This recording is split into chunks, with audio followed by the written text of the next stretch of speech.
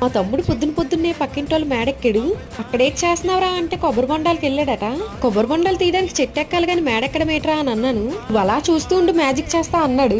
ఆ మ్యాజిక్ ఏంటో ఈ పాటికే మీకు అర్థమైపోయి ఉంటది. అవి వాడు తెలివితేటలు. కొబ్బరి బొండాల్ని క్యాచ్ పట్టమని చెప్పాడు నన్ను. నా వల్ల కాదని చెప్పాను. చిన్న తమ్ముడు అయితే పట్టుకున్నాడు. ఇంకా మా ఊళ్ళు ఎందులో వాటర్ ఉన్నాయని తెగ చెక్ చేసేస్తున్నారు. క్యాచ్ పట్టినాడు ఇక్కడ కొబ్బరి బొండాలు కొడుతున్నాడు. అసలు కొబ్బరి బొండాలు తీసినాడు ఎక్కడా అని చూస్తున్నారా? అదిగోండి అక్కడ వాళ్ళ ఫ్రెండ్స్ అందరూ ఆపుసారు రానివ్వకుండానా ఇక్కడికి.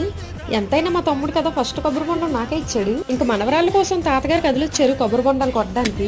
ఇంకా మనం కొబ్బరి నీళ్ళు తాగి చూసేద్దాం ఎలా ఉన్నాయో. ఏది ఏమైనా కొబ్బరి బొండాన్ని ఇలా తాగితే ఆ ఫీలే వేరు.